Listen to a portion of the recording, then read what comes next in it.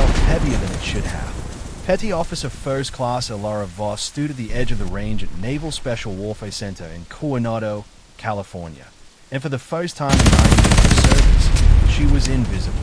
Not in the way operators trained to be invisible in the field, pressed flat against scrub brush with a ghillie suit pulling in the light.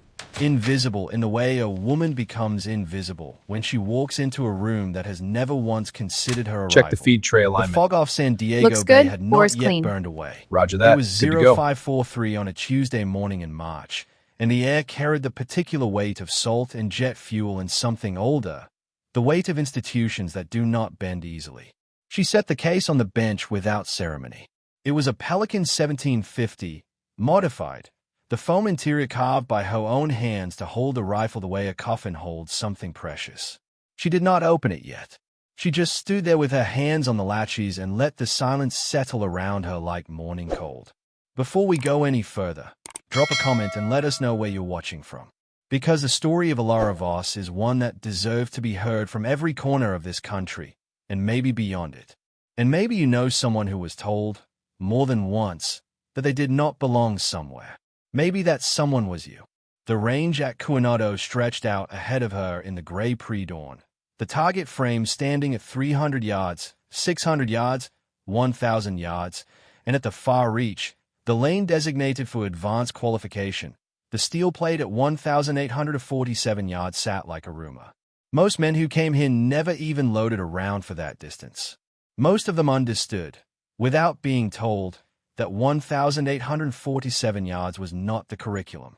It was the reminder, a permanent fixture on the landscape that whispered, there are limits, and you have already reached yours. Elara Voss had not come here to find her limits. She had come because a man named Warrant Officer Dale Voss, her father, her first spotter, the man who had taught her to read wind through the movement of dry grass at 400 meters, had died on a forward operating base in Helmand Province in September 2017, and the last thing he had written to her in a letter that arrived 11 days after he was already gone was, finish the course. Show them what we built. She had been carrying that letter for 6 years.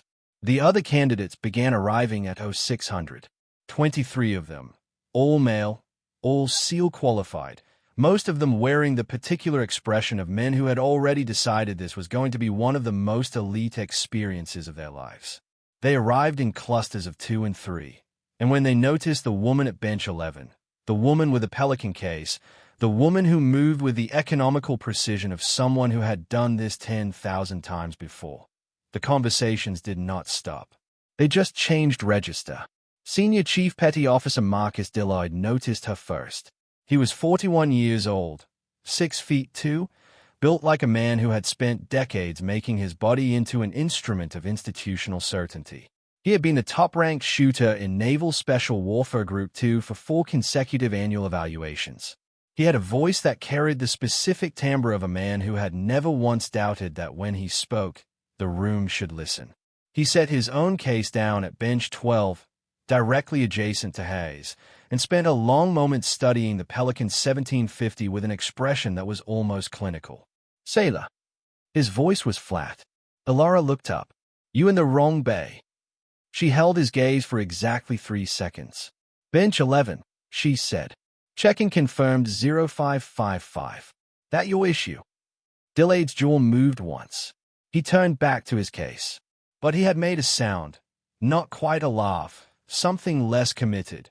More preliminary, the kind of sound that established, for everyone within earshot, a position he would not need to repeat because the architecture of rank and tradition would repeat it for him. Around her, 7 men had heard. 7 men had filed that moment away. Elara Voss opened her Pelican case and began the process of configuration.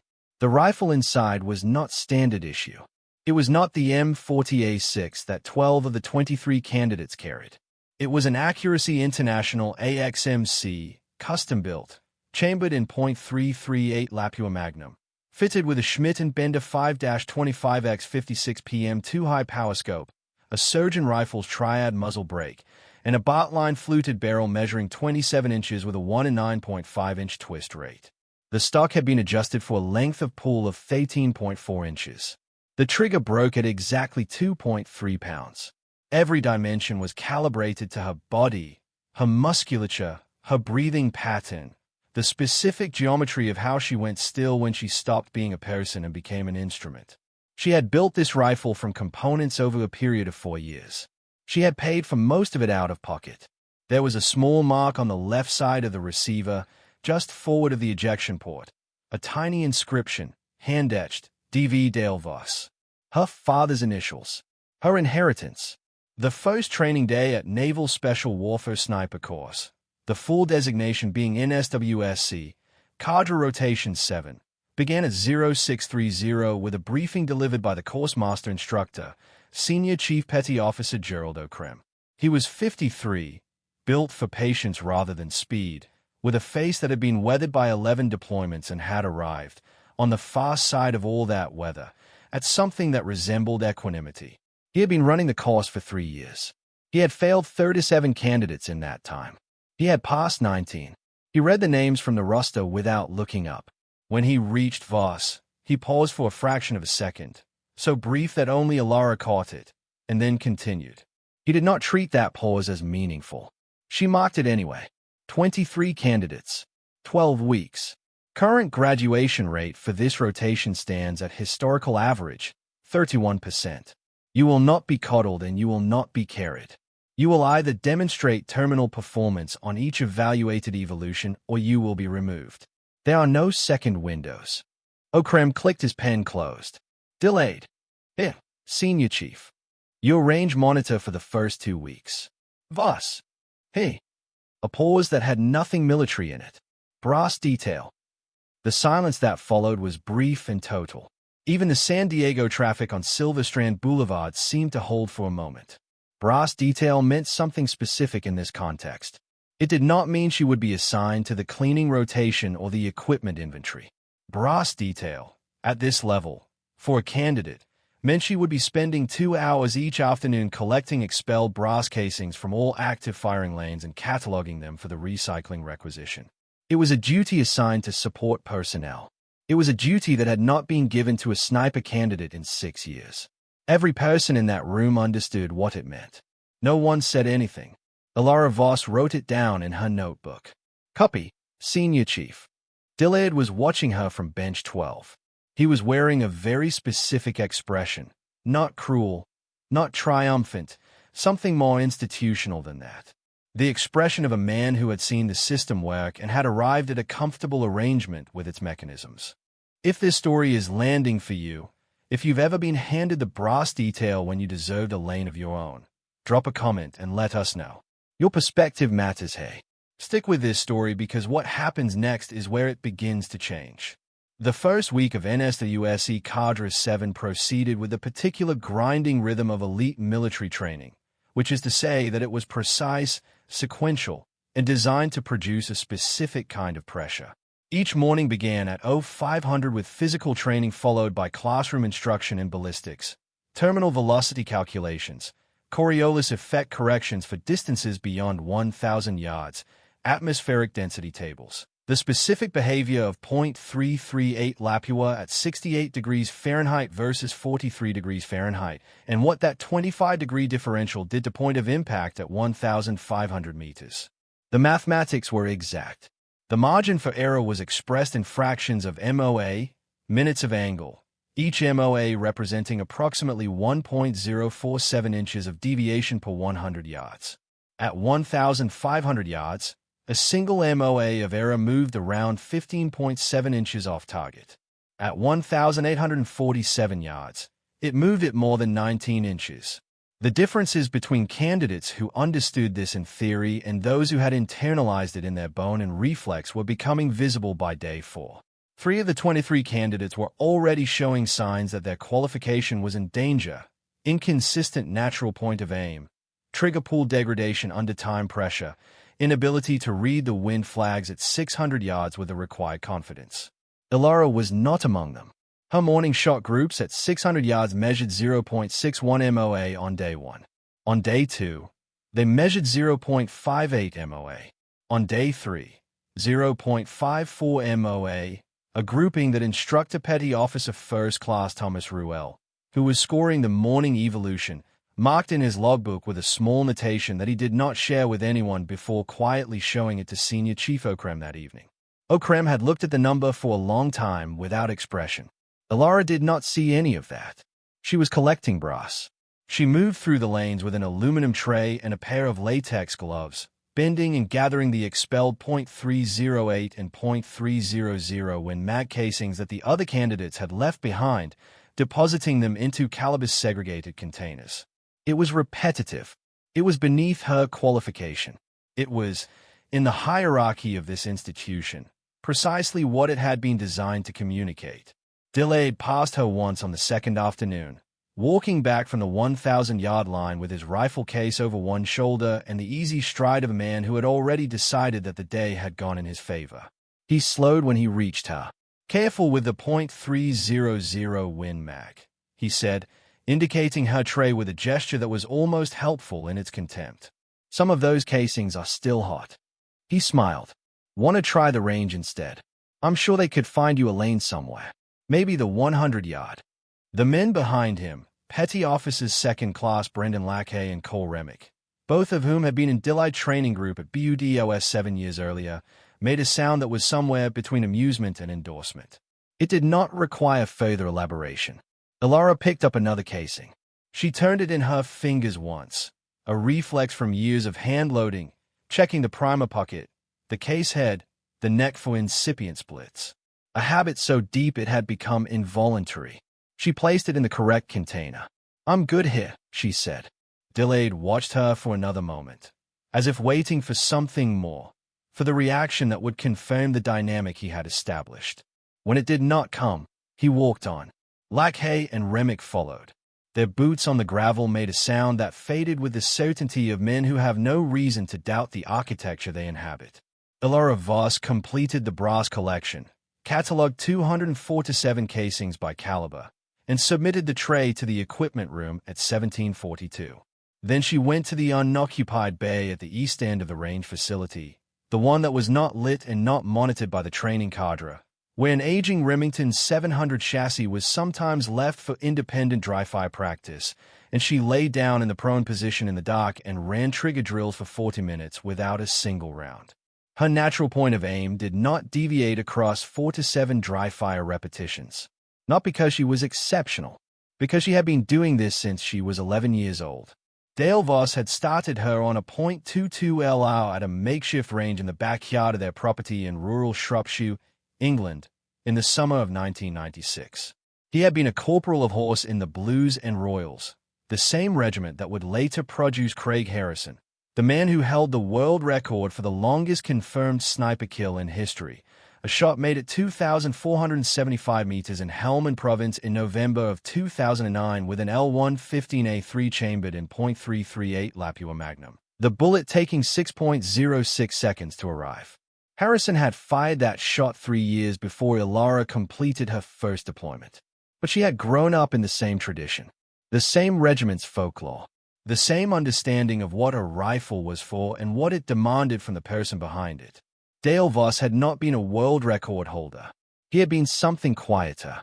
He had been a man who understood, with absolute clarity, that long-range marksmanship was a form of patience made material, a way of asserting, against the indifference of distance and wind and gravity and the rotation of the earth itself, that precision was a moral virtue, that to be accurate was to be responsible, that the bullet that finds its mark represents, in its own way, a kind of promise kept. He had taught her that at 11. She had never stopped believing it. She had followed him into military service through a path that was not direct.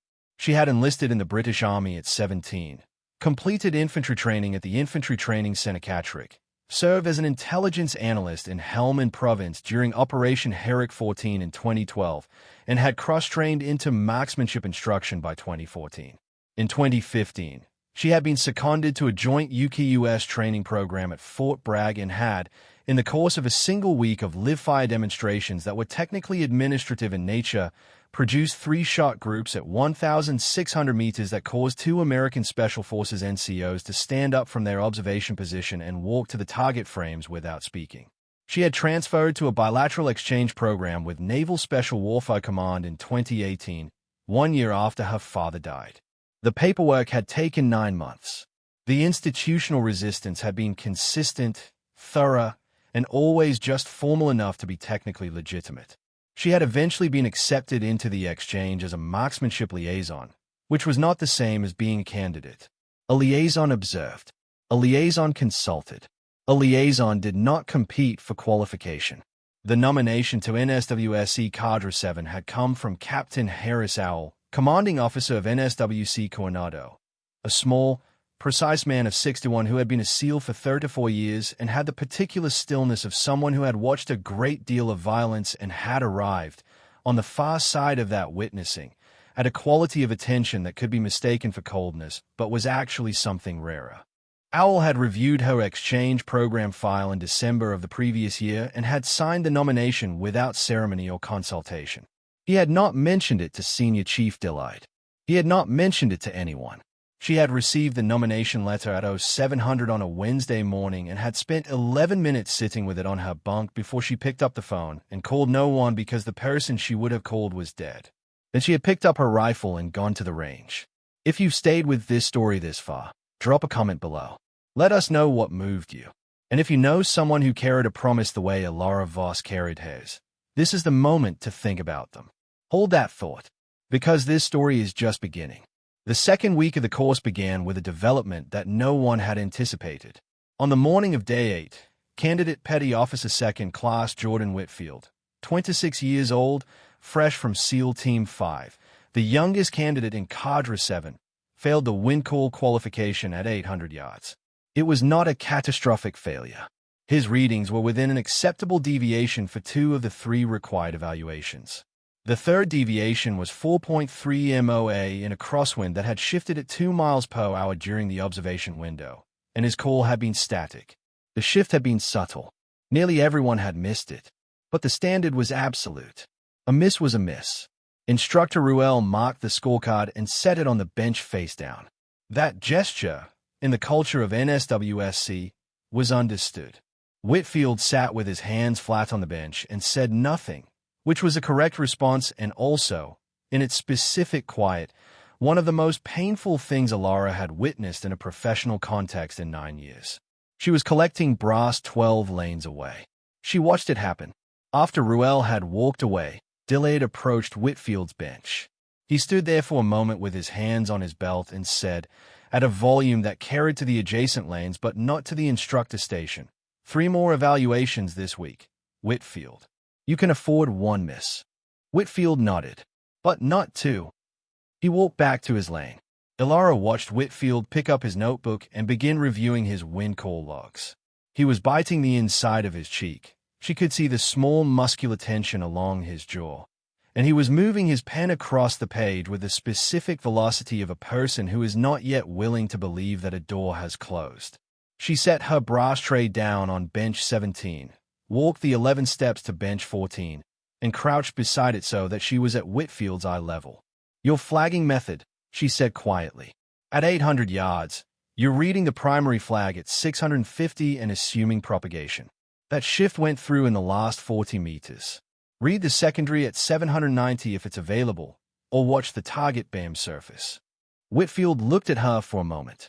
He was from Nashville, Tennessee. That was in the roster she had reviewed, and he had the particular quality of Southern men at their best, which was a genuine and non-performative willingness to receive information without converting it into a competition. Secondary at 790, he said. If it's not available, the grass on the left berm face at that distance moves first. 3 to 4 seconds before the primary flag updates. He wrote it down. He looked up. You've shot this range before. Not this range. Similar layout. She thought about the range at Brecon, Wales, in 2013, in November rain, reading crosswind through the movement of heather at the base of target frames. Similar principle, she said. She stood. She picked up her tray. It's a consistent flaw in wind call methodology, not specific to you. She walked back to bench 17 and continued collecting. Deadliest had seen it. She registered his attention at the edge of her peripheral vision, a stillness in him that was different from his usual stillness, sharper, more evaluative. She did not look at him directly. She continued working. That afternoon, in the latrine adjacent to the candidate barracks, a prefabricated structure designated Building 4 Bravo on the Naval Special Warfare compound map, Ilara returned from the range to find that her wall locker had been opened. Not forced, there was no damage, but opened. Her personal items had been moved. Her notebook, the one in which she logged every shot, every wind calculation, every atmospheric condition, was not where she had left it. She found it on her rack, repositioned by approximately 14 inches. The pen she used as a placeholder was missing from the page she had last written on. Nothing had been taken. Nothing had been destroyed. It was not vandalism. It was something more deliberate than vandalism, and that deliberateness was the message. Ilara sat on her rack for a long time. The barracks were empty. Outside, she could hear the wind moving off the bay, and somewhere on the compound, the mechanical sound of a target carrier system running on its retained track. She put her hands on her knees. She looked at the wall locker. Then she took out a new notebook. She had brought 3, and began transferring her records from memory. She had total recall of every number she had written, every shot group dimension, every atmospheric reading, every windage correction. She wrote them without referring to the old notebook. Her handwriting was compact and extremely regular. She wrote DV in the upper right corner of the inside front cover. Then she went to dinner. The course's first major live-fire evaluation was scheduled for Day 10, a qualification evolution designated Shooting Problem 7, or SP7. The exercise required each candidate to engage 3 steel targets at distances of 600, 900, and 1,200 yards within a total time window of 14 minutes, making unaided wind corrections for a crosswind of variable speed with a mean of 11 miles per hour and a standard deviation that the cadre would introduce through mechanical fans at the 400-yard line. The minimum qualifying standard was 2 consecutive impacts on each target with a deviation score of no more than 1.3 MOA average across the 3 distances. Of 23 candidates, 2 had been dropped by the end of week 1, leaving 21. SP7 was the evolution that had historically eliminated the most candidates in the first 3 weeks. The morning of SP7, Senior Chief Okrem posted the lane assignments at 0545. Deadliest, Lane 7. Ilara, Lane 20. Lane 20 was at the far eastern edge of the range, where the bay influence was strongest, where the wind did not travel in one direction but edged and rotated in the friction zone between the ocean thermal and the land mass. It was not the worst lane on the range. It was the lane that rewarded the most sophisticated understanding of atmospheric science and penalized linear thinking most severely. Okrem had not assigned it to punish her. She was almost certain of that. He had assigned it to see what she would do with it. She walked to lane 20 at 0558, set up her AXMC with the unhurried efficiency of 12 years of identical mornings, and spent 17 minutes in observation before the range went hot, watching the wind indicators with the quality of attention that her father had called listening with your eyes. The flags at 400 yards moved with a period of approximately 7 seconds. The flags at 800 yards moved with a period of 4 seconds. The differential was 3 seconds, which indicated a thermal boundary approximately 600 yards out, where cold marine air was undercutting the warmer land surface air, creating a rotation that would push her rounds left at 600 yards, right at 900, and left again at 1,200 if she used a fixed correction for the full distance. She would not use a fixed correction. She built her correction table in the margin of her notebook, plus 0.7 MOA at 600, minus 0.4 MOA at 900, plus 1.1 MOA at 1,200. These were starting values only. She would read the mirage through her scope and make final corrections at the moment of firing. At 0630, the range went hot. Ilara Voss placed her first round on the 600-yard plate. The impact was 0.3 inches right of center. She made a 0.3 MOA left correction, placed the second round 0.1 inches left of center. The deviation across 2 impacts, 0.2 MOA. She moved to the 900-yard target. Her first impact was 0.5 inches low left. She adjusted 0.5 MOA up and 0.2 MOA right. Placed the second round 0.2 inches above center. Deviation, 0.35 MOA. She moved to 1,200 yards. The wind had shifted. She read it in the mirage, the boiling shimmer through the scope that compresses when wind is perpendicular to the line of fire and elongates when wind is oblique, and made a last-second 0.3 MOA correction before breaking the trigger. First impact, 0.4 inches right of center. Correction. Second impact, 0.2 inches left of center. Deviation, 0.3 MOA. Average across all three distances, 0.28 MOA. Total elapsed time from first shot to final impact, 11 minutes and 47 seconds. The minimum qualifying standard was 1.3 MOA. She had beaten it by a factor of 4.6. Instructor Ruel walked to lane 20 at the conclusion of the evolution, stood behind her position, and looked at her score sheet for a period of time that felt longer than it was. Then he looked at the target cameras, which had recorded each impact with a high-resolution feed that fed back to the instructor station. He checked the atmospheric log, which recorded the wind conditions in real time. He checked the deviation calculations twice, using a pocket calculator, as if the numbers produced by the automated scoring system might be artifacts of a malfunction. They were not. He said nothing to Alara. He picked up her score sheet and walked back to the instructor station.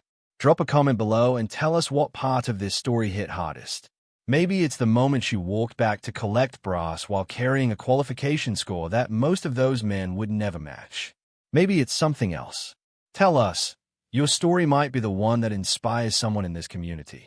Deadliest's SP7 score was 0.67 MOA, excellent, clinical, the product of technical mastery refined over 15 years.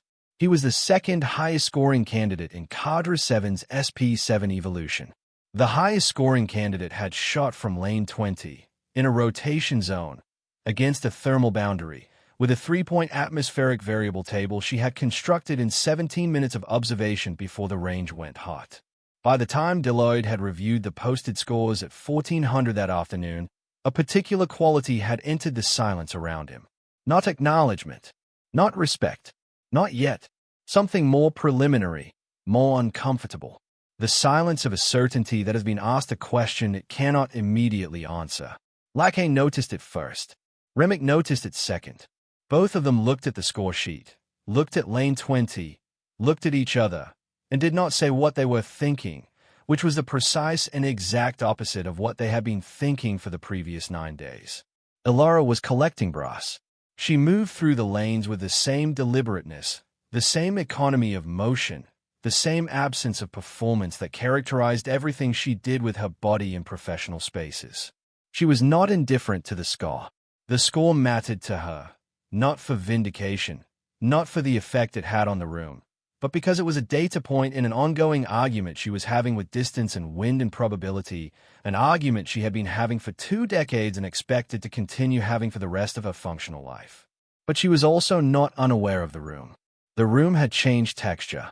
She was on the far side of the range, near bench 3, when Whitfield appeared beside her. He had a tray in his hands, the second aluminum collection tray, the one usually used by the junior support technician who was not on shift today. He began collecting without explanation. Alara looked at him. Wind at 790, he said. I read it during SP7. You were right. The berm grass moved first. Did it help? He considered. I qualified, he said. Then it helped. They worked in silence for a while. The sun had come fully over the facility and the range was warming, the brass casings bright in the gravel. Somewhere at the far end of the range, the mechanical target carrier made its return track sound.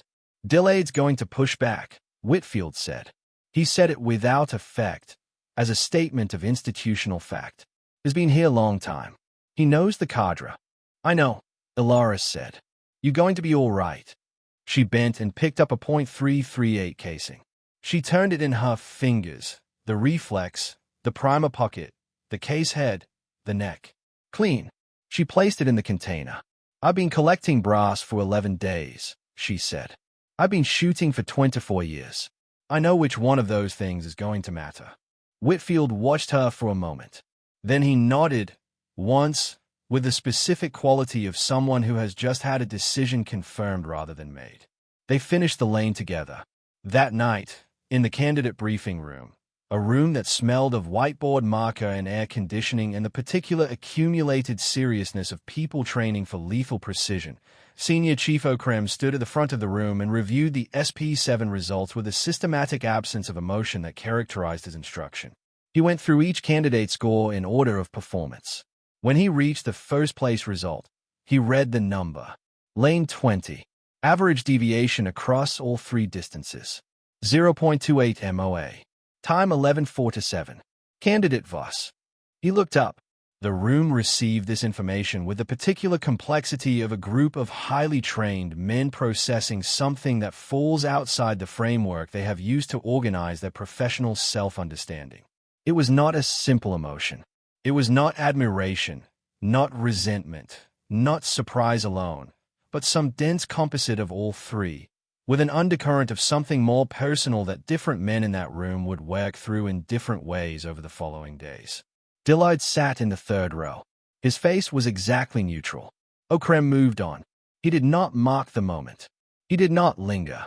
He read the next score and the next, and the briefing continued, and the room exhaled without quite knowing it had been holding its breath, and Alara Voss sat in the back row with a new notebook on her knee and wrote 0.28 in the margin and drew a small circle around it and did not look at anyone. The third week of the course was where everything that had been building reached its first point of crisis. It began on a Thursday, during the stalking exercise that was a foundational component of SEAL sniper qualification.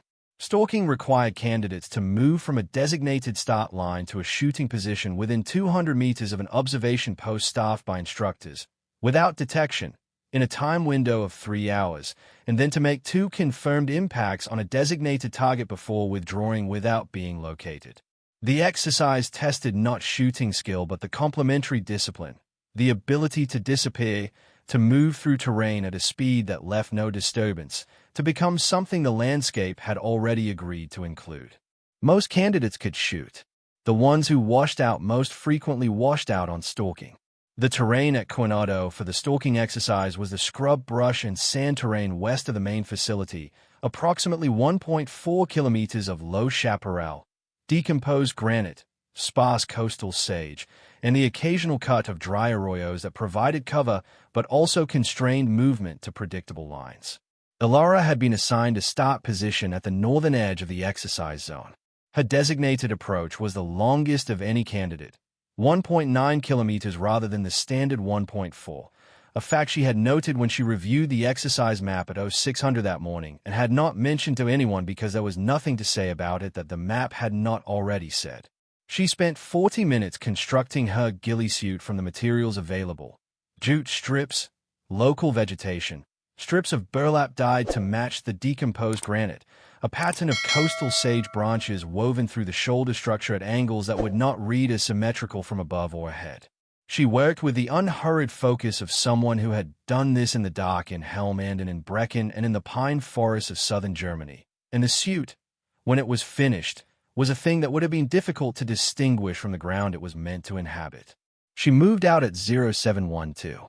What happened next was reconstructed later from the instructor observation logs and the exercise tracking system, which recorded candidate positions via RF transponders carried by each participant. At 0743, the RF log showed Alara's position 620 meters from start, consistent with steady movement through the southern drainage. At 0809, she was 940 meters out, having used the arroyo cut to close distance without exposure. At 0834, she was 1,340 meters out. The observation post instructors, Petty Officers Ruel and Chalmers, had not yet detected movement on the approach. At 0851, a problem emerged. The approach for the final 560 meters required crossing an open flat that offered no cover to the right of the arroyo. The arroyo itself fed directly into the observation post's primary dead ground, but a candidate who had been identified earlier, Petty Officer Second Class Quan, position logged at 0849, was crossing the flat in a pattern that would intersect with her planned approach and potentially draw instructor attention to the entire zone. Alara stopped moving. She lay flat against a section of decomposed granite at the arroyo's east wall, with coastal sage at her right shoulder, and waited for 17 minutes while Quan completed his crossing. Quan was detected at 0857. The observation log showed instructor Ruel calling him out from 180 meters, the standard protocol, and the instructor's attention shifted momentarily to the detection procedure. She moved in the 11-second window that opened while both instructors were processing Quan's detection. 63 meters. Low crawl. Sand and granite beneath her elbows. The ghillie suit pulling against the sage. She stopped. Let the attention return to sweep pattern. Waited. Moved again. At 0919, she was 47 meters from the observation post, below the detection threshold for an adequately constructed height. She built her final firing position in 11 minutes, adjusted the AXMC for the 140-yard shot to the target frame, a simple shot by any standard, but not the point. The point was being hit at all, and settled her breathing. 2 impacts. Clean. Certain. Separated by 4 seconds. Then she withdrew. She was back at the start line at 11:06. Total elapsed time, 3 hours, 54 minutes. The exercise window was 3 hours. She had exceeded the time limit by 54 minutes and was therefore technically disqualified from the stalking evolution score. The additional 560 meters of her assigned approach, combined with the 17-minute hold for Quan's interference, had pushed her outside the window. She had been set up to fail. Not by O'Krem. She was almost certain of that. By something more distributed and harder to name. By the accumulation of minor disadvantages that do not announce themselves as sabotage and are therefore impossible to challenge directly. She submitted her exercise report with the RF transponder log, the atmospheric notes, and a timeline written in the compact, non-accusatory language of someone who understands that the record is the argument and the argument must be made without emotion because emotion gives people an excuse to evaluate the emotion instead of the facts. She did not go to Senior Chief O'Krem. Not yet. She went to the range instead, because it was 11:30 and the facility was clear and the 1,847-yard plate was sitting at the far end of the range in the afternoon light, and she had a thing she needed to confirm about herself before the situation became whatever it was going to become. She set up at bench 1, loaded a single round, and made one correction for the afternoon thermal, plus 2.3 MOA elevation, plus 1.1 MOA windage right, and broke the trigger. The round traveled for 4.8 seconds. The impact was in the upper third of the plate, 7 inches above center. She made a 0.4 MOA downward correction, chambered a second round, and broke the trigger again. The round traveled for 4.8 seconds.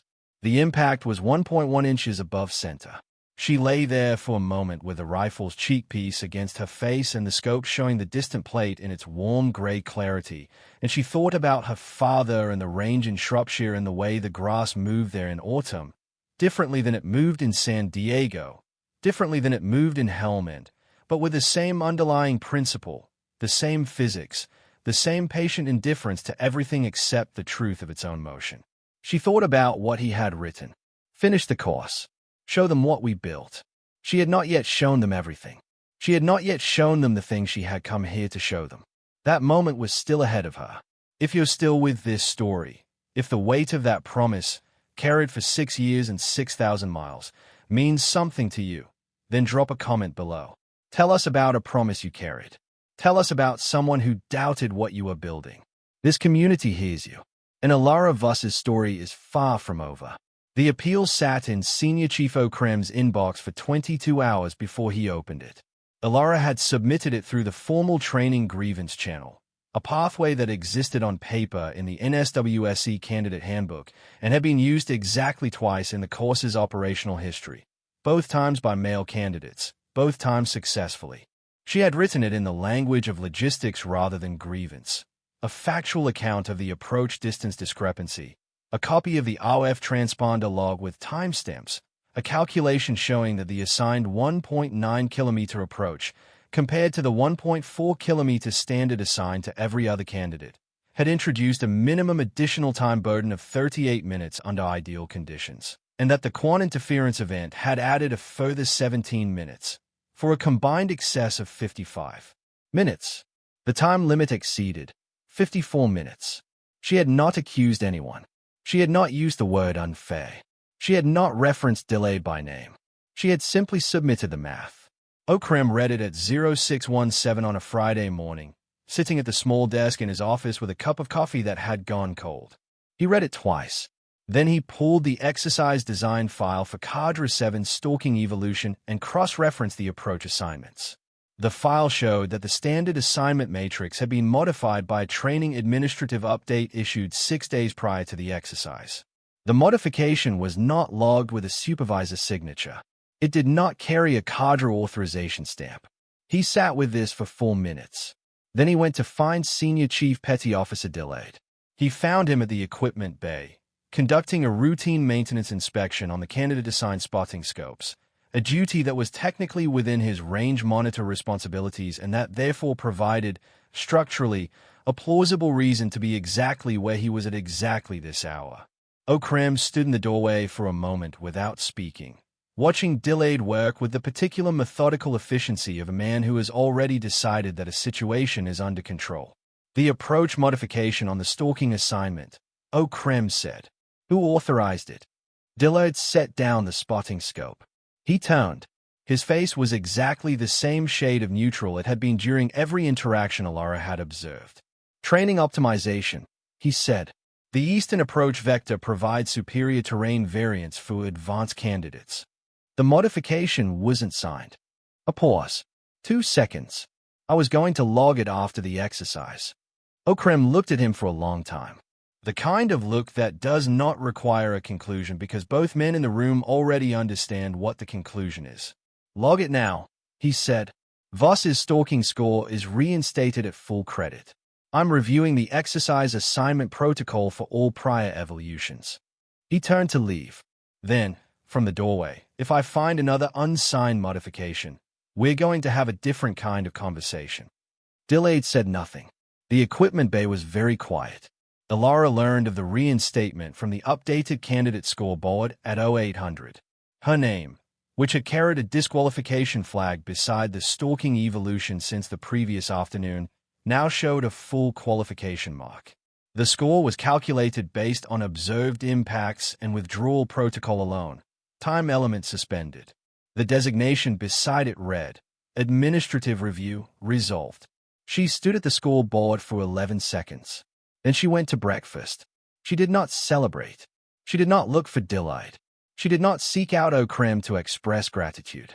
Gratitude implied that the reinstatement was a gift rather than a correction. It was not a gift. It was arithmetic. What she did, at 0947 that morning during the open practice window, was go to the 1,000-yard line and work through a series of cold bore shots with a deliberateness that Instructor Ruel, who happened to be in the observation tower at the time, would describe later in his personal training log as the most economical long-range shooting I have seen in 22 years of instruction. He wrote it in the small, careful script of someone who reserves that level of language for occasions that have genuinely earned it. But something else was building. Delayed had not become a different person because a score had been corrected. He had become a more careful one. The difference between those two things was significant and dangerous, and Alara understood it with the precision of someone who had spent her career learning to read environments rather than faces.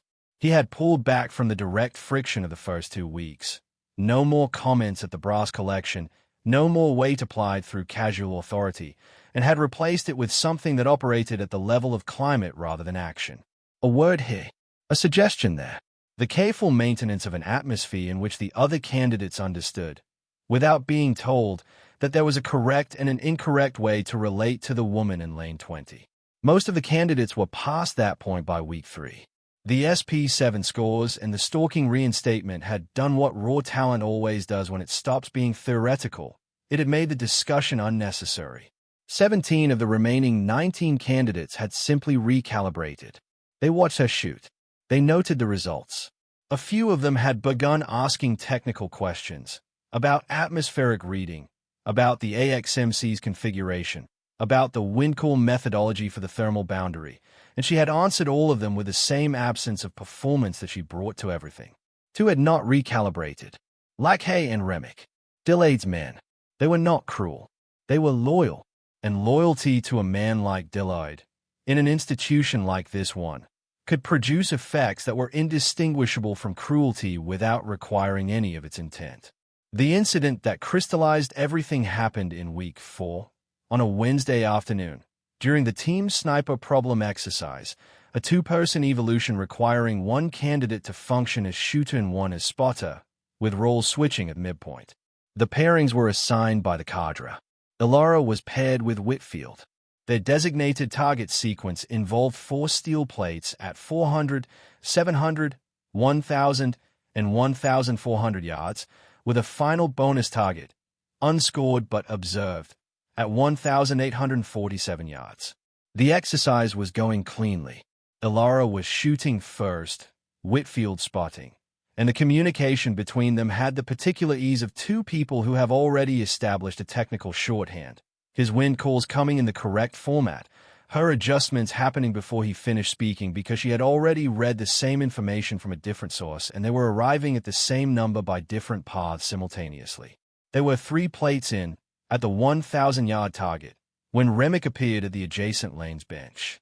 He had completed his own evolution early. His partner had called for exercise termination at the 700-yard plate, and he was now, technically, an observer, not a participant. Observers were permitted in the lane space during exercises at the cadre's discretion. He stood behind Whitfield's position and said, at a volume precisely calibrated to land in Ilara's hearing without reaching the instructor station 40 meters away, "She's getting the wind calls from the spotter. Can't read it herself." Whitfield's jaw tightened. He did not turn around. Ilara had been in her firing position. She paused. Not a reactive pause. A decision pause, brief and complete. She said, from prone, without moving her cheek from the stock, "Whitfield, I'm going to call this shot independently. Don't give me the wind." Whitfield understood immediately. He said nothing. Ilara looked at the flags. She looked at the mirage through the Schmidt and Bender. The wind at 1,000 yards was 9 miles per hour, 45-degree oblique from the left, value 0.7. The temperature had dropped 4 degrees Fahrenheit since the last reading, which changed the ballistic coefficient of the .338 Lapua by a calculable amount. She ran the number in the place in her mind where she stored those calculations, not sequentially, but as a condition, a single state of known variables, and made a 0.6 MOA right correction and a 0.3 MOA elevation reduction. She broke the trigger. The round traveled for 1.87 seconds. Impact, 0.4 inches right of center plate. She made a 0.4 MOA left correction. Broke the trigger again. Impact, 0.2 inches left of center. Deviation, 0.3 MOA. She moved to the 1,400-yard target without acknowledging Remick. She did not look at him. She did not look at Whitfield. She looked at the range, at the thermal shimmer above the gravel between 800 and 1,100 yards that told her the boundary layer was dropping, which meant the wind at distance was backing slightly south, which meant she needed to add 0.2 MOA right to compensate for a shift that had not yet appeared on the flags but would, in approximately 40 seconds. She made the correction preemptively, broke the trigger. The flag shifted south 11 seconds after the round impacted. The impact was 0.3 inches above center. Whitfield, who had been watching through the spotting scope, made a sound, a single syllable, short, involuntary, that was not a word but carried the entire weight of having witnessed something he had understood as technically possible but had not previously seen performed. Remick had gone quiet behind them. Bonus target, Ilara said. The 1,847-yard plate. Unscored. Observed. She had been here before, at 0543 in the pre-dawn fog of her first morning, when it had been a rumor at the edge of the facility. She was here again, now, in full afternoon light, with a thermal boundary fully developed and a crosswind that was doing 3 separate things at 3 separate distances between her and the target. She observed for 4 minutes. She built her correction in 3 components. First distance value, mid-range thermal compensation, terminal adjustment for the wind rotation at the target berm. The number she arrived at was plus 3.7 MOA elevation, plus 1.4 MOA windage right. Not a fixed correction, a dynamic one, applied at the center of a 3-window calculation. She had 1 round. She did not tell Whitfield not to spot. She simply shot. The round traveled for 4.7 seconds. She watched the plate through the scope. The impact was in the lower right quadrant, 5.2 inches low and 3.1 inches right of center. A miss, technically. The plate was 10 by 10 inches. The impact was 6.1 inches from center, which put it outside the scoring area. She made 2 corrections, plus 0.5 MOA elevation, minus 0.3 MOA windage. Chambered a second round that she had set beside her position without announcement. The team problem allowed 2 rounds on the bonus target. She shot 4.7 seconds. The impact was 1.1 inches above and 0.7 inches right of center. Inside the plate, she had just put a round on a target at 1,847 yards, a mile and a fraction, with a second shot correction from a first round miss in a variable 3-component wind in under 90 seconds. Remick left the lane without speaking. And if you're watching from somewhere that made you understand what it means to perform when someone is waiting for you to fail, when someone has positioned themselves specifically to witness your inadequacy and walk away confirmed, drop a comment right now. Because that moment, those 4.7 seconds, is one of the most honest things this story contains. Tell us in the comments what that kind of silence feels like from where you've sat today. The news of what had happened on Lane 20's bonus target that Wednesday afternoon did not travel through official channels. It did not appear in any training log. It moved the way these things always move inside closed institutions, laterally, at the speed of after-dinner conversations and early morning equipment checks, candidate to candidate, with the particular velocity of information that has no official container because the people holding it have not yet decided whether to be proud of what they witnessed or troubled by it. By Thursday evening, everyone in Cadre 7 had heard. By Friday morning, the texture of the room had completed its transformation. It was not admiration, not in the simple sense. It was something more uncomfortable and therefore more durable. The recognition, collective and unspoken, that the framework they had used to categorize Alara Voss as an anomaly, as an institutional experiment, as something adjacent to the real candidates but not quite among them, had been inadequate.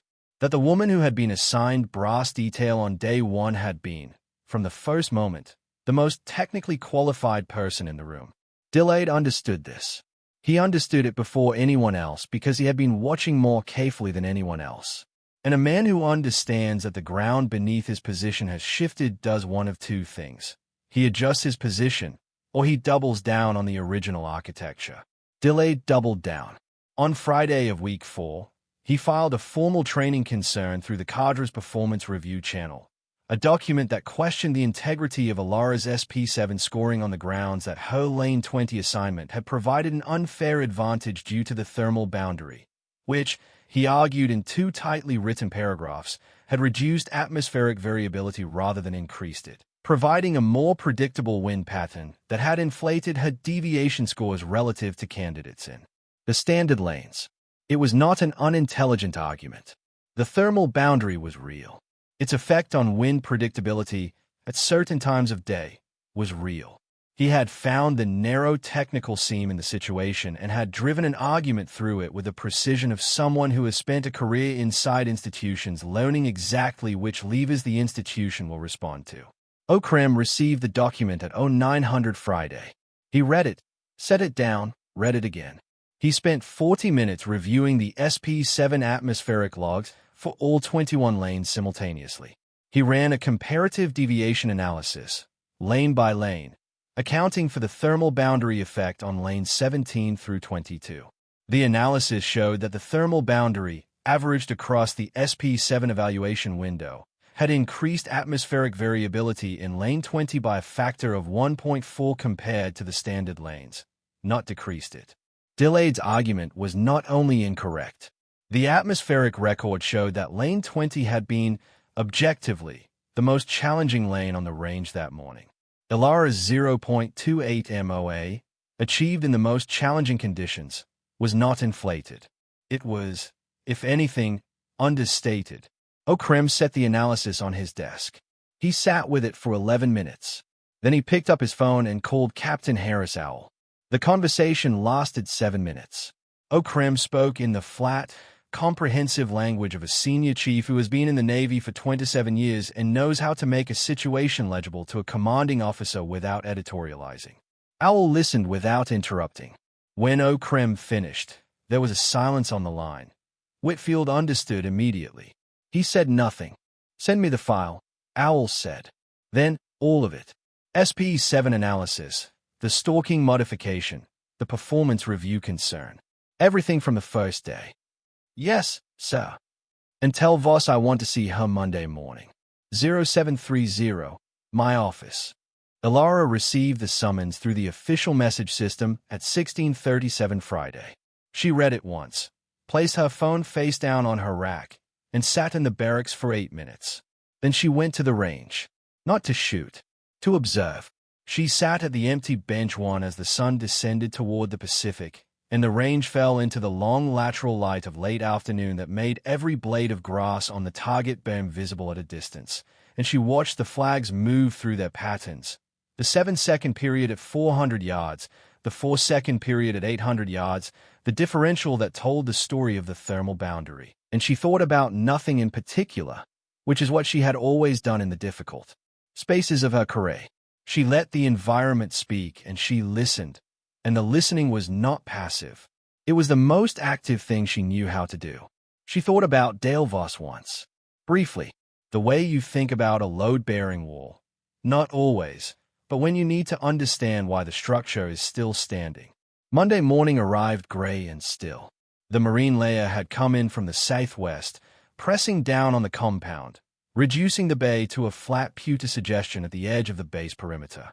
Ilara walked to Building 1, the command structure, the company's building, in the specific silence of a morning that has not yet committed to its weather. She wore her uniform with the particular care of someone who understands that appearance is not vanity but communication, that the quality of her presentation at this moment was a data point in an argument she was making without words. She knocked at 0729. Enter. Captain Harris Owl was 61 years old and had been a SEAL for 34 years and 8 months, which meant that there was almost nothing in the professional world that could produce in him any emotion stronger than measured attention. He was sitting behind his desk with a manila folder open in front of him and reading glasses that he removed when she entered. He studied her for a moment with the quality of attention she had noted in his file, the stillness that was not coldness, and gestured to the chair across from him. "She's Saturday." He looked at the folder. 9 years of service, he said. Exchange program with NSW since 2018. Bilateral marksmanship liaison. He turned a page. SP7, 0.28 MOA. Bonus target at 1847 yards. Second round correction. Variable 3-component wind. He turned another page. Your father was Corporal of Horsdale Voss, Blues and Royals, Household Cavalry. KIA September 14, 2017, FOB Shortcat, Helmand Province. He closed the folder. He looked at her. "You came a long way," he said. "Yes, sir." A pause that was not uncomfortable. Owl picked up a pen and set it down. "The formal performance review filed by Senior Chief Deloitte is being withdrawn. The atmospheric analysis doesn't support the claim. I've directed Senior Chief O'Krem to complete a full audit of all training administrative modifications made to Cadre 7's evolution schedules from day one. That process is underway." "Understood, sir. I want to talk about the end of the course." He leaned back. "You have 4 weeks remaining. If your performance trajectory continues at current rate, and I have no reason to believe it won't, you'll qualify as the top candidate in Cadre 7. Possibly in the course's recorded history." He paused. "That creates a decision point about your next assignment." "Sir, there's a marksmanship instructor position opening in January. Primary instructor, not assistant. The previous holder of that role held it for 6 years." He looked at her steadily. "It's never been held by a non-SEAL. It's never been held by a woman. It's never been held by a British exchange officer." He paused. "I'm offering it to you contingent on qualification, not as a courtesy, because the analysis of your performance file over the last 4 weeks tells me you're the most qualified candidate for the position in the current rotation by a significant margin." Ilara sat with that for exactly 2 seconds. "I accept, sir." Owl almost smiled.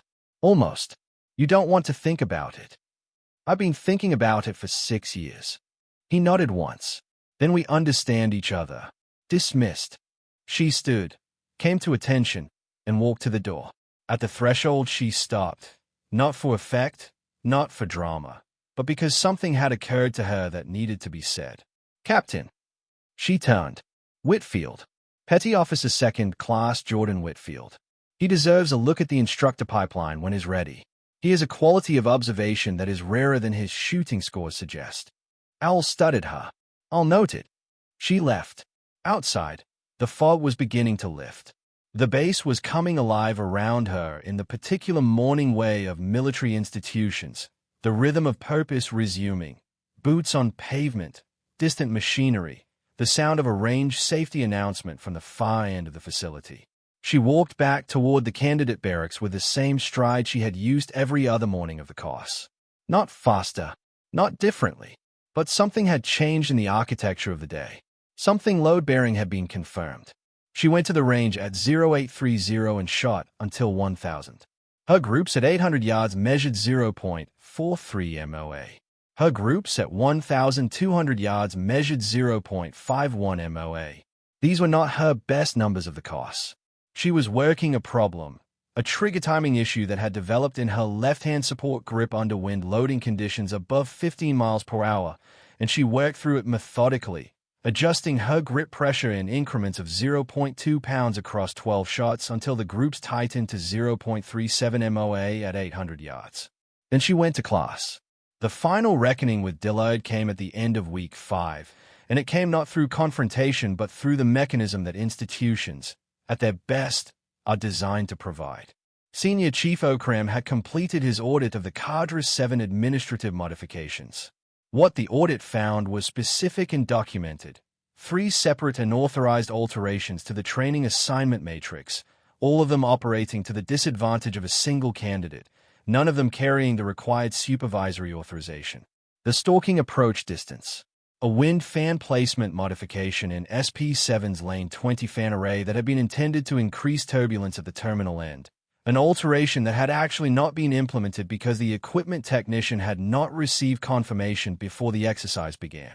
And a third modification to the classroom seating assignment for the Week 3 ballistics examination, placing Alara in a seat at the back of the room adjacent to the vac unit, whose operational noise had been demonstrated in previous administrations to reduce examination performance by an average of 4.7 percentage points. She had scored 97 out of 100 on that examination. None of the modifications had a signature. All of them had a timestamp that corresponded to a period when Senior Chief Petty Officer Marcus Dillard was the only administrative-level personnel logged into the training management system. Okram placed the audit findings on Captain Owl's desk on Wednesday morning. Owl read them. He called Dillard to his office at 1400 that same afternoon. The meeting lasted 22 minutes. Dillard emerged from Building 1 and walked back through the compound with the specific quality of stillness that belongs to a man who has been told something definitive and has not yet processed its full implications. His face was the same shade of neutral it had been during every interaction of the past 5 weeks. But his hands, hanging at his sides, were not quite still. A small movement in the fingers of his right hand, a habitual grip reflex, the reflex of a man who has spent his career holding something that tells him he is precisely what he believes himself to be. He passed the candidate barracks without looking at them. He did not return to the range that afternoon. 2 days later, a notice appeared in the Cadre Administrative Bulletin. Senior Chief Petty Officer Marcus Dillard had been reassigned to a logistics coordination position at Naval Station Norfolk, effective immediately, pending an Inspector General review of training administrative conduct. The notice used language that was formal and specific and said everything it needed to say in the bureaucratic register that institutions use when they are correcting themselves without admitting the full scale of what required correction. Lackey read it at breakfast. He set down his coffee and looked at the table for a long moment. Then he looked across the room at Alara's table, where she was eating with Whitfield and a candidate named Petty Officer First Class Dev Okafor, who had become the 3rd person in the course to begin asking her technical questions in the afternoons. He looked at her for exactly long enough, and then he looked back at his coffee, and something in the set of his shoulders was different from what it had been an hour before. Remick did not come to breakfast. The remaining 4 weeks of NSWSC Cadre 7 proceeded with the particular clarity of a situation that has found its true level. The institutional pressure that had characterized the first 5 weeks did not disappear. Institutions do not change their nature in a month, but it receded to the background where it belonged, and what remained in the foreground was the work. The work was extraordinary. The final qualification evolution, shooting problem 14, the capstone exercise of the course, required each candidate to engage a series of 12 targets at distances ranging from 400 to 1,600 yards, with atmospheric variables that included a variable crosswind, a temperature drop of 9 degrees Fahrenheit introduced over the exercise window, and a time limit of 38 minutes. The minimum qualifying score was 7 of 12 impacts with an average deviation of no more than 1.1 MOA. The top historical score for SP14 in NSWSC's recorded history was 10 of 12, achieved by a candidate in Cadre 4, 2019. Alara shot 11 of 12. The single miss was at the 1,600-yard target, first shot, in the 31st minute of the evolution, when a wind shift at the 1,100-yard mark moved the round 2.1 inches right of the plate edge. She had called the wind correctly. The shift was a secondary gust from an aircraft exhaust plume from a helicopter transiting the Naval Air Station to the north, which had introduced a directional anomaly that no atmospheric instrument on the range had recorded. She marked it in her notebook. Anomaly. Aircraft turbulence at 100Y. No instrument warning. Account for in future observations. Then she made the correction and hit the second shot.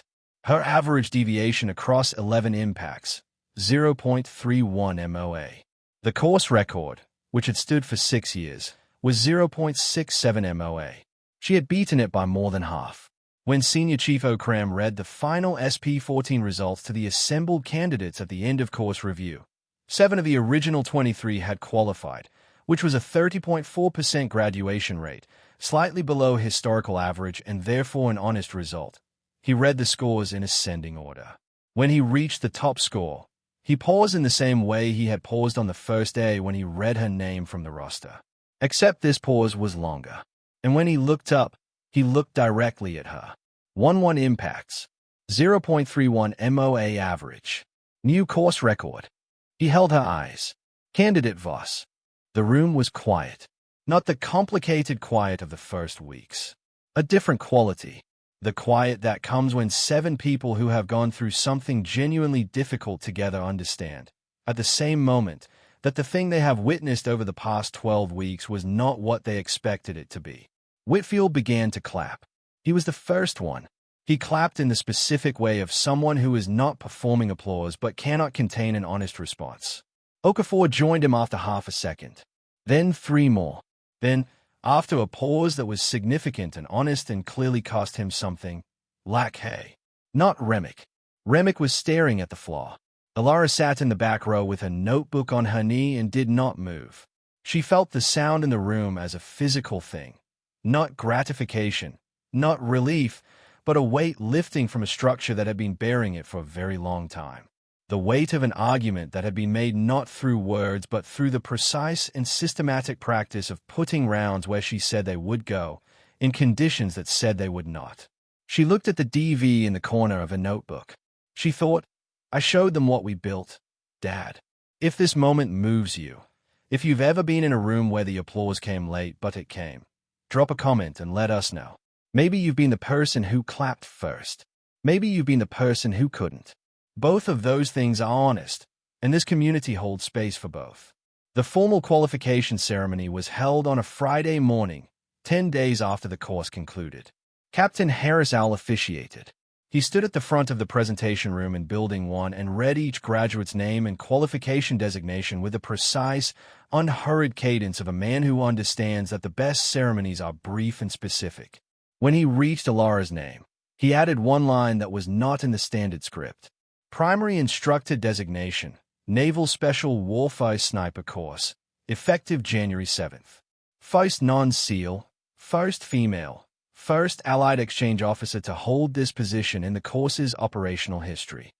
He looked at her directly. Welcome, Instructor Voss. She received the qualification tab with both hands, the way you receive something that belongs to you and to someone else simultaneously. She held it for a moment before pinning it. She could feel the weight of the pelican case in the back of her mind. Not the case itself, but what it represented, the promise it contained, the specific gravity of inherited purpose. The room was full. Owl had invited the full cadre, the administrative staff, and a detail that had not been in the invitation but that Alara noticed immediately. A group of 6 women in various stages of NSW training, from different programs, who had been brought in as observers. They sat in the back row in civilian clothes. One of them was 19 years old and held a notebook on her knee in the same way Alara did. She noticed that. She filed it carefully. The weeks that followed were different in texture from everything that had preceded them. The work of instruction was not the same as the work of qualification, and the difference was not in difficulty but in direction. Qualification was about proving something to an institution. Instruction was about transferring something to individuals. The two activities required opposite orientations, inward versus outward, vertical versus lateral, and the transition between them demanded a kind of professional reinvention that Alara undertook with the same methodical attention she brought to everything. She rebuilt the SP7 lane assignment protocol from scratch, accounting for the thermal boundary as a variable rather than an obstacle, creating a rotation system that exposed every candidate to each atmospheric condition type across the evaluation window. She rewrote the wind call observation curriculum for Week 2, incorporating the secondary indicator methodology she had described to Whitfield on Day 8, the BAME grass reading, the differential period analysis between flags at different distances. She added a section on aircraft-induced atmospheric anomalies that no previous curriculum had addressed. She did not call any of these changes by name. She simply built them into the structure and let the structure speak. Whitfield came through the course 6 months later. He graduated third of 19 candidates, with a qualification score of 0.54 MOA, the third highest score in the course's history.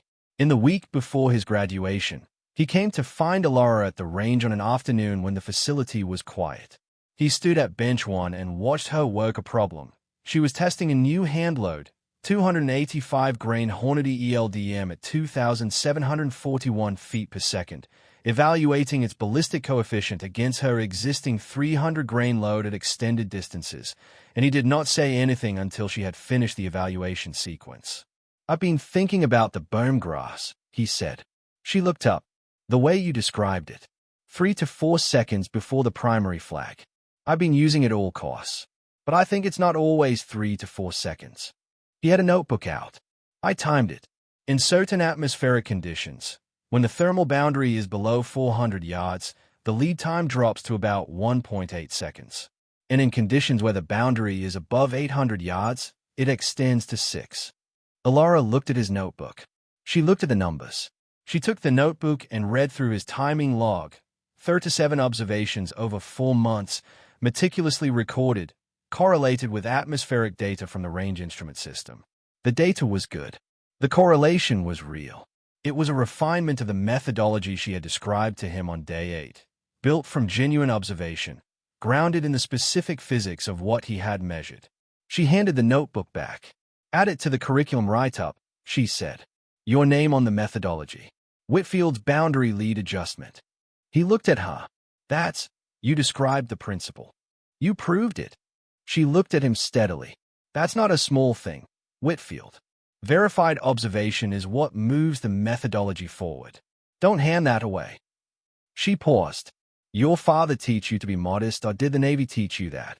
A brief expression crossed his face, something between surprise and recognition. "My grandfather," he said. "He was Army.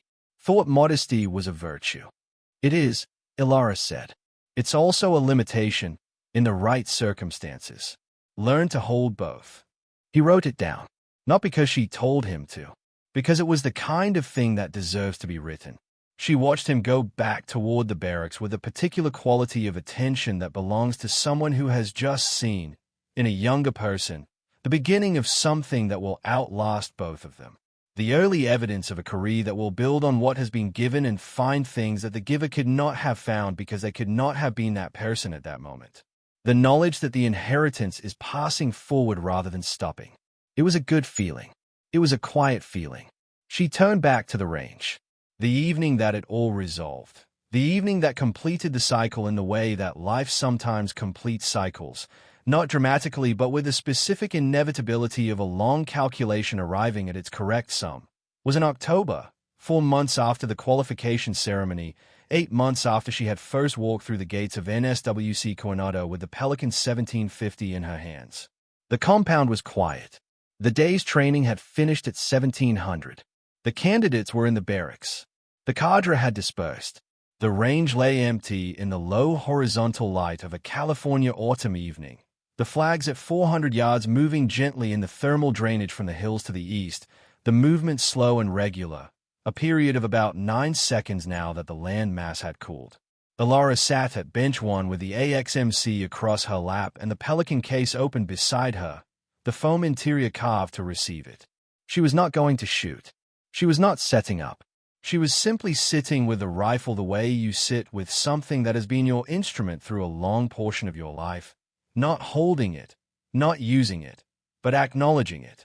The DV on the receiver catching what was left of the light. She had carried the letter for 6 years. It had lived in the left breast pocket of her uniforms, transferred from jacket to jacket across deployments and reassignments, and the long bureaucratic crossing from the British Army to the bilateral exchange program to this bench in Coronado. The paper had softened with handling. The fold lines were deep. His handwriting was compressed and slightly right-leaning. The handwriting of a man who had spent his career in conditions that made careful penmanship impractical. She did not need to open it. She knew every word. Elara, if you're reading this and I'm not there to make you put it down and stop being sentimental, you're allowed to be sentimental. Just not for long. The rifle doesn't care about feelings, which is why it's reliable. Use that. I know you know what I'm talking about. You've known since you were 11 and you put 3 rounds in a 2-inch group at 200 yards in Shropshire rain and then looked at me like it was nothing. It wasn't nothing. Don't let anyone tell you it was nothing.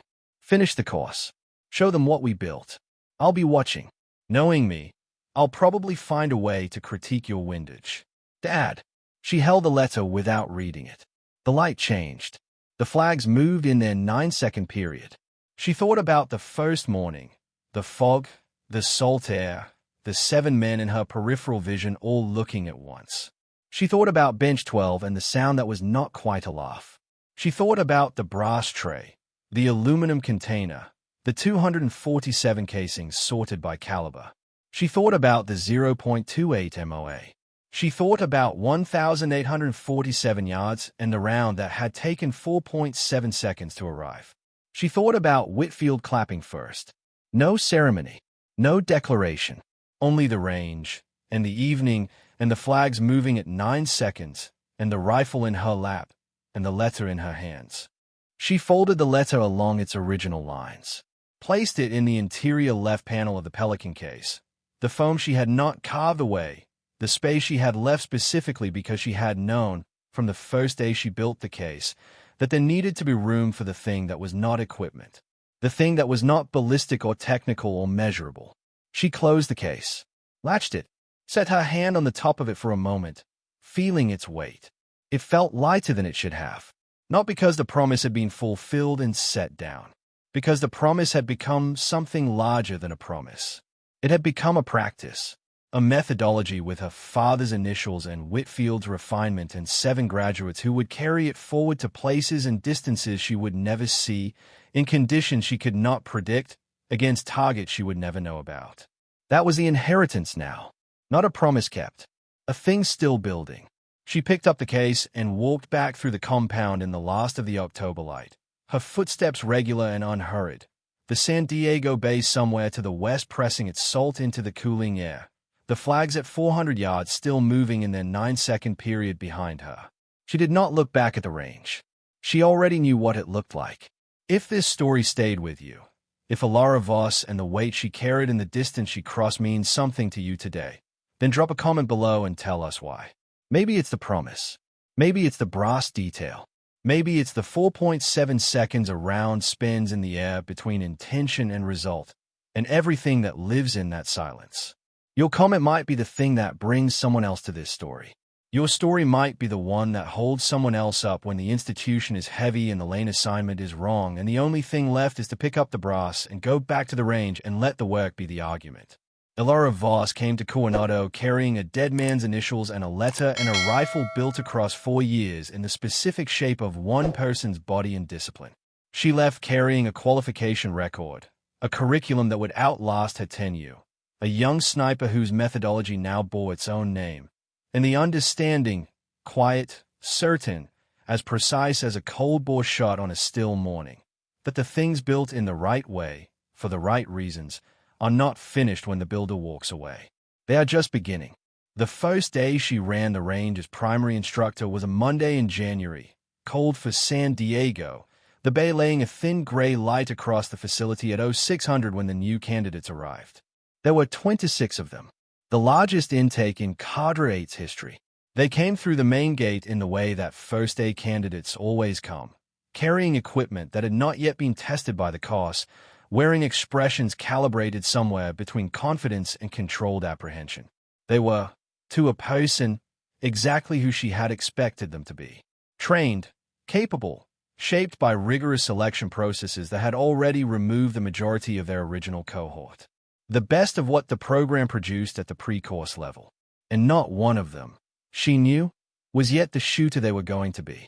She stood at the front of the briefing room at 0630 with her roster on the desk and her notebook in her left hand, and she looked at them for a moment before speaking. 26 sets of eyes, all of them assessing, in the way that serious people always assess when they meet someone new in a professional context that matters. Some of them had heard about her, the score, the record, the circumstances. Word moves inside naval special warfare at the same speed it always moves inside closed systems, laterally and fast, with a particular distortion of information that passes through many hands before it arrives. She did not address any of it. 26 candidates, she said. 12 weeks. Current graduation rate for this program sits at 31%. Some of you will improve that number. Some of you won't. She looked down the rows. What you do in the next 12 weeks will not be determined by how well you shoot when conditions are perfect. Every person in this room can produce acceptable shot groups in optimal conditions. That is not what this course is for. She paused. This course exists to find out what you produce when everything is working against you. When the wind is doing 3 things at 3 distances. When the thermal boundary is unpredictable. When your body is carrying 36 hours without sleep and your hands are running 4 degrees Fahrenheit below optimal temperature and the target is at a distance that your training prior to this course told you was the outer edge of the possible. She let that settle. In those conditions, technique is not enough. Technique is what you use when conditions are neutral. What you need in the conditions I just described is something you cannot be issued and cannot be instructed into from a manual. She looked at the left corner of the room, where a candidate in the back row, a young woman, 24 years old, petty officer second class from Naval Station Pearl Harbor, whose name on the roster was Ins Carreño, was sitting with a notebook open on her knee and a pen already moving. It is the difference between knowing the calculation and having internalized it so completely that the calculation is no longer a procedure. It is a reflex. It is the thing your body does when your mind is occupied with everything else that is trying to kill you or your team. She picked up her own notebook. She opened it to the first page.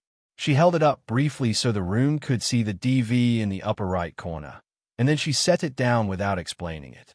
We begin at 0730. Physical training, followed by the atmospheric science block. Week 1 is classroom and dry fire. You will not fire a live round until day 8. She heard the shift in the room at that, the slight collective adjustment of expectation, the recalibration. Use the time. Dry fire tells you more about your natural point of aim than live fire does, because live fire gives your nervous system something to flinch about. Dry fire gives it nothing. Whatever you see in your dry fire groups is what you actually are, without the noise. She closed the notebook. Any questions? It was not phrased as a question. It was phrased as a statement, a door held briefly open, not as an invitation to speak but as a demonstration that the space existed. No one spoke. She nodded once. 0730. She walked out of the briefing room into the January morning and stood at the edge of the range for a moment, looking at the target frames in the distance, 300 yards, 600 yards, 1,000 yards, and at the far reach, the steel plate at 1,847 yards sitting in the gray coastal light like something that had always been there and would remain there long after everyone currently involved had moved on. Petty Officer Carreño appeared at her shoulder. She was young in the way that suggested she had not yet been worn into her own shape by the weight of the profession. All the native capabilities still slightly uncontained, the potential not yet expressed as form. She had a question. Elara could see it in the angle of her attention. The initials, Carreño said. On your notebook. Better than me at 600. Not better at distance. She paused. He would argue that point if he were here. Carreño was quiet for a moment. Then, how do you get better at distance? What's the single thing? It was a good question. It was the question that only a certain kind of person asks. Not how do I pass the course or what's the most important technique, but the one underneath those questions, the one that goes deeper than curriculum. Elara looked at her. She looked at the 1,847-yard plate. She thought about the round that had taken 4.7 seconds, and the 6.06 seconds of Craig Harrison's record shot, and the rounds her father had fired in Helmand and the round she had fired in Brecon in the rain, and the single unifying principle beneath all of it. Patience, she said. Real patience. Not waiting. Not stillness. The kind of patience that means you trust what you've built more than you trust what you're feeling in the moment. She turned back toward the range. The shot doesn't care how ready you feel. It only cares whether you did the work. Carreño wrote it down. Elara walked to bench 1. The flags at 400 yards were moving in their morning pattern. 8 seconds. Nearly 9. The thermal drainage from the East Hills not yet fully established. She sat down. She opened her notebook to a clean page. She wrote the date, the atmospheric temperature, 54 degrees Fahrenheit, the wind speed from the bay at 7 miles per hour, the humidity at 73%. She wrote these numbers in the compact, regular handwriting that had not changed since she was 22 years old and learning to make the log a form of conversation with the environment rather than a bureaucratic record of it. She wrote DV in the upper right corner. Then she looked at the range, and the flags, and the distant plate, and the morning light coming in low and gray and specific over the facility, and she began.